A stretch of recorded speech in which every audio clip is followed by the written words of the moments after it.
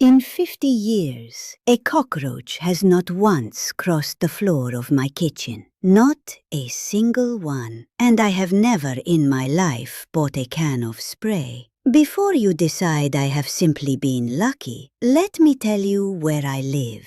I live where these creatures thrive. Long, hot, wet summers. Old drains running in the dark beneath the streets. Houses pressed so close together you can hear your neighbor set down her teacup. Every family on my row has fought the roaches for as long as I have lived here. They buy the sprays, they set the traps, they call the men with the canisters and pay them well every single summer. And every single summer, the creatures come back to them as though nothing had been done at all. I pay almost nothing.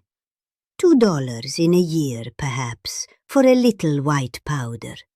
And a handful of small habits my mother pressed into my hands when I was a girl, in a kitchen far poorer than the one I keep today.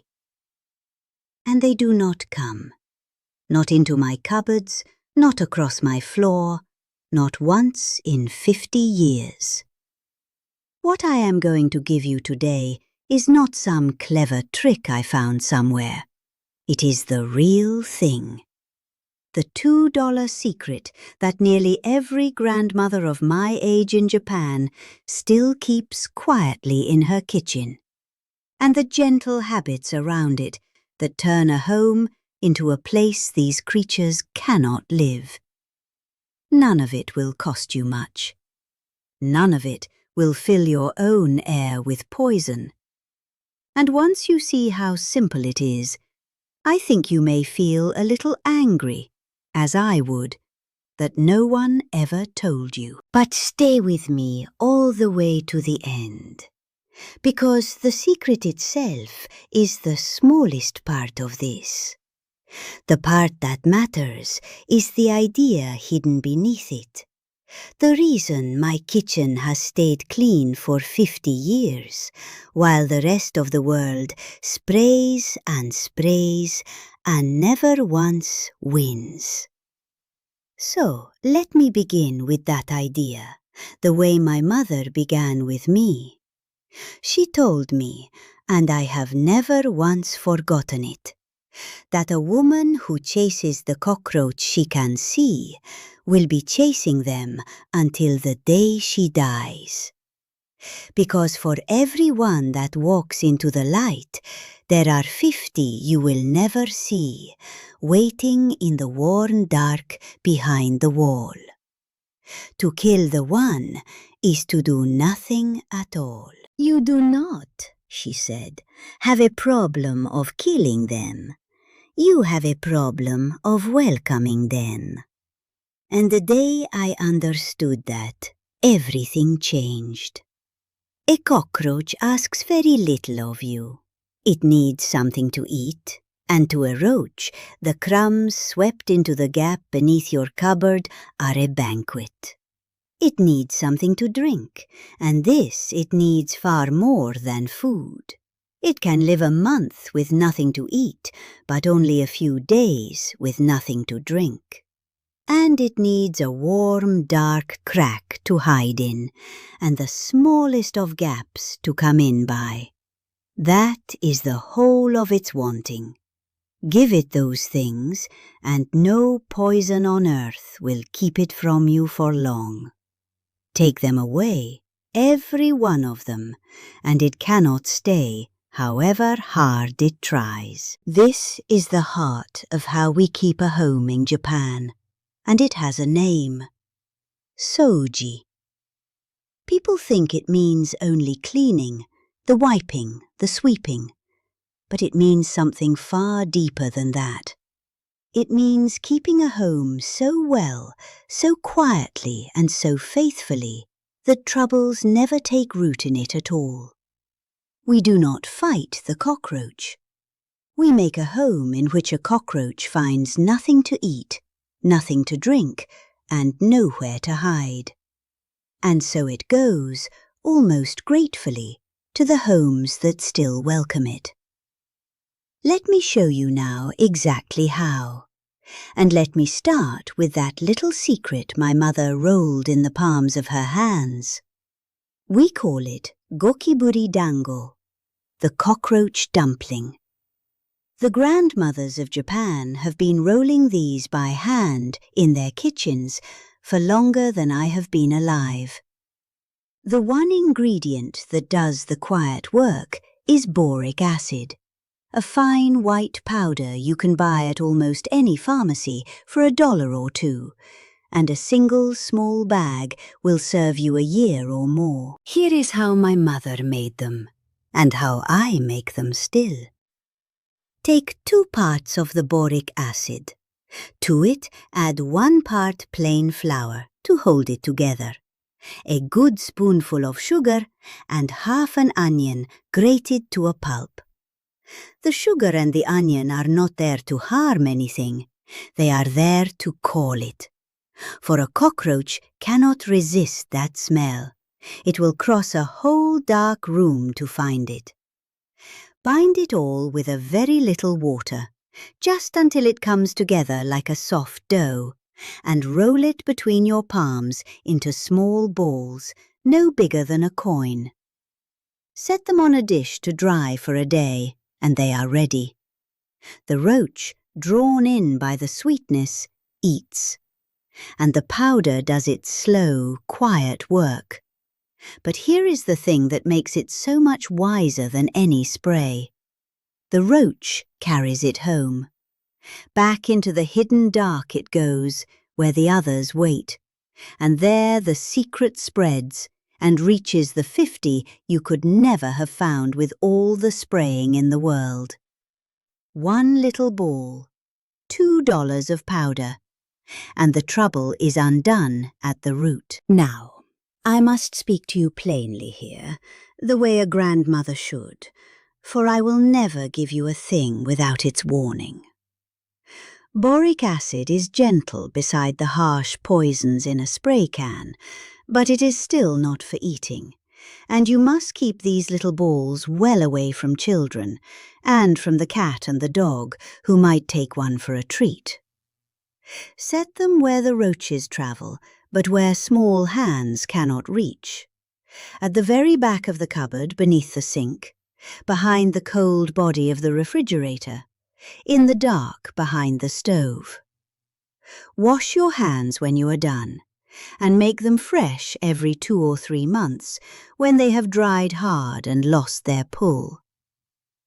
Kept with that small care, it is one of the safest and surest things in all of housekeeping, and far kinder to the air your family breathes than any cloud from a can. But I must tell you the truth. The dumpling is the smaller half of all this. The grandmother who trusts the dumpling alone will still have roaches. The dumpling deals with the few who come. The real secret, the one that has kept my kitchen clean for 50 years, is to give them no reason to come at all. And that begins always with water. If you forget everything else I tell you today, remember this one thing. A cockroach is far thirstier than it is hungry. Starve it, and it lingers a month. Leave it nothing to drink, and it is gone in days. So the very last thing I do each night before I climb the stairs to my bed is to dry my kitchen. Not wipe it, dry it. I take a cloth to the sink until there is not a drop left in the bowl of it. I dry the rim of the bath and the basin in the washroom. The tap that drips I have mended. The pipe that weeps beneath the sink I have seen to. For a single slow drip in the night is a well in the desert to a thirsty roach. I never leave a wet cloth bunched on the counter, nor water standing in a bowl, nor the dog's dish down till morning. A home left dry through the night is a home a cockroach cannot survive in. And this one habit, which costs you nothing at all, will do more than every can on the shop shelf. And then I leave them nothing to eat. though that, you must understand, is not what sits upon my table. To a roach, the food is what is left behind, the crumbs in the toaster, the splash of grease gone cold behind the stove, the single grain of rice that rolled beneath the cupboard and was forgotten. So I clean as I cook, and I never, ever leave the dishes in the sink overnight, for a sink of dirty plates is a feast laid out in the dark, an invitation written in grease. I wipe the counters bare each night, I sweep the floor of its crumbs, and every food I keep behind glass, in jars and tins with tight lids, never in an open bag or a torn paper box, which to a cockroach is simply a door left open onto its supper. A kitchen with no crumbs and nothing open is a kitchen with nothing to give, and they do not stay where there is nothing to take. Now, if you are finding some use in sitting with me this morning, would you tap the small heart just below and think about subscribing?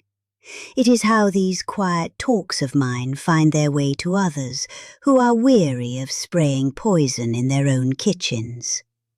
Thank you, truly. Now let me tell you about the door they come through, the one almost no one ever thinks to close. For they must come in somehow, these creatures, and most people never stop to ask how. They do not, for the most part, stroll in at your front door. They climb. Up through the drains, the pipe beneath your kitchen sink, the drain set in the washroom floor, the overflow of your bath, which run down into that dark, damp world beneath the street, where the roaches live and travel in their numbers. While you sleep, they climb the pipes and rise up into your home. So I close that road. Over each drain I keep a cover or a stopper, and at night I set it in its place so that nothing can climb up while the house is dark and still. Once a week I send a kettle of very hot water down each one, and now and again a spoonful of baking soda chased with a little vinegar to keep the pipe clean of the grease and the scum that draw them. Close your drains at night, and you have shut the great gate they come through. Then I see to the smaller gaps, for a cockroach can press its body flat and slip through a crack no thicker than a coin. I walk my home, and I look for them. The gap where a pipe enters the wall, the split in the skirting board, the dark space behind the cupboard. And each one I find, I fill, packed tight with steel wool, which their teeth cannot tear, and sealed over with a little cork. It is slow and patient work, done once and done properly. But a home that is sealed is a home they cannot enter. And then you are no longer killing the ones who got in, for none of them get in at all. And there is one door more, the one you forget, because you carry it in yourself, in your own 2 hands. Cardboard, the box from the shop, the carton your parcel came in. These are among the most beloved homes of the cockroach, warm and dark and full of the very glue they like to eat. And very often their little egg cases lie tucked into the folds, riding into your clean home from some far warehouse without your ever knowing. I never let cardboard linger in my house. I open the box at my door, I break it down at once, and out it goes. I do not keep a stack of them in the corner, nor store my things inside them in the cupboard. Many a spotless kitchen has welcomed these creatures in a cardboard box, and never once guessed how they came. And around all of this there are the scents, for there are smells these creatures cannot bear, and I use them to guard the few places I cannot seal. The strongest is Haka, our Japanese mint, sharp and cold, a cousin to the peppermint you know. A few drops of the oil upon a little ball of cotton tucked into the back corners of the cupboards, beside the drains, behind the cold bodies of the machines. I lay bay leaves, too, among the rice and through the pantry, and a piece of fragrant cedar in the darkest corners.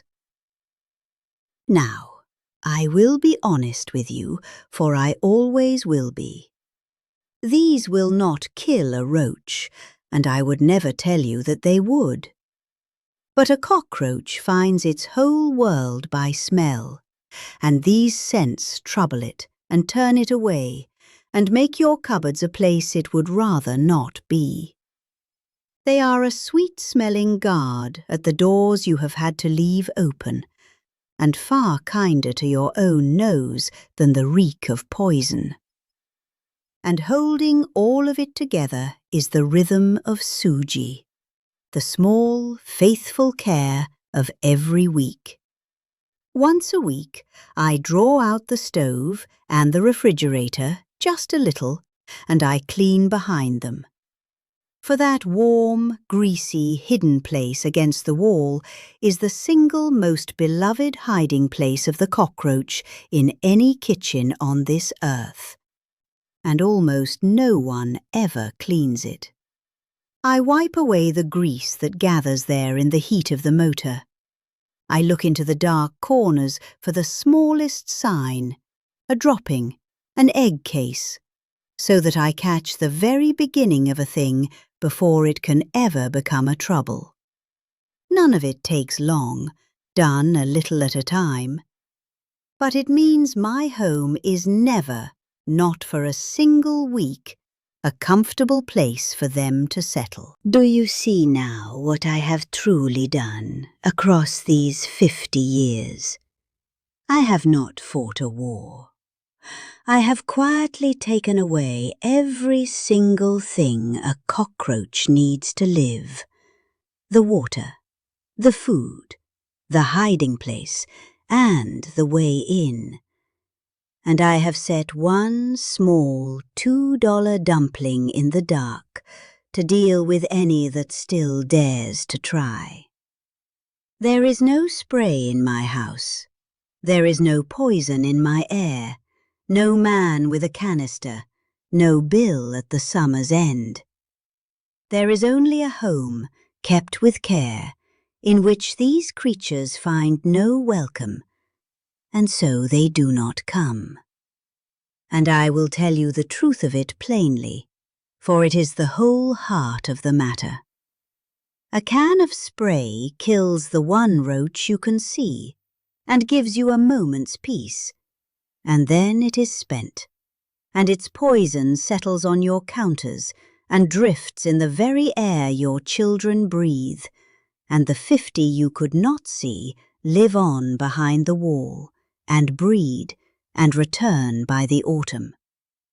You have been sold a poison that soothes your fear, and never once touches the problem. My way troubles itself with the problem, and pays no mind to the fear.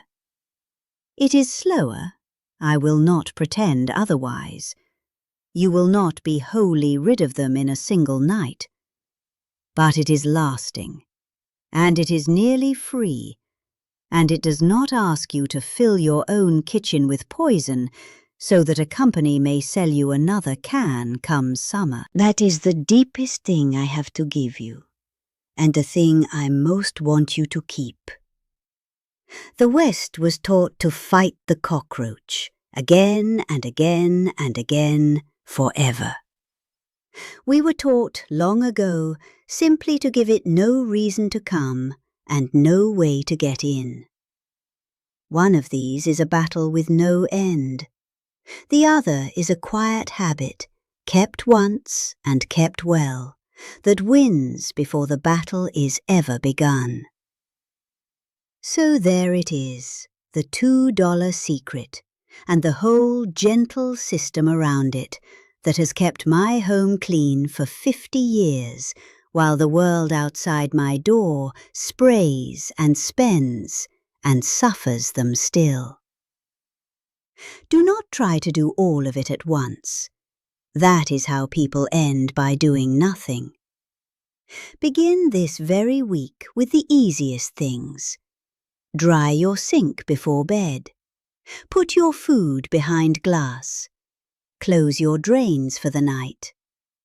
And when you are ready, roll a few of the little dumplings and set them with care in the dark corners, far from the children and the pets.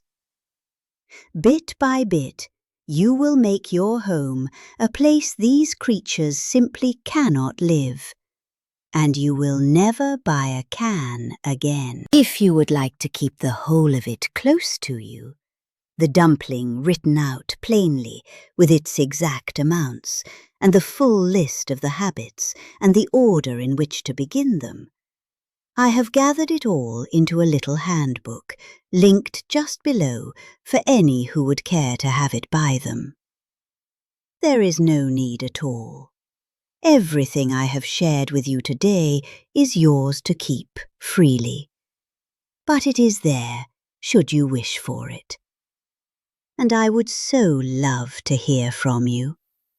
Tell me in the comments below. Have you fought these creatures in your own home?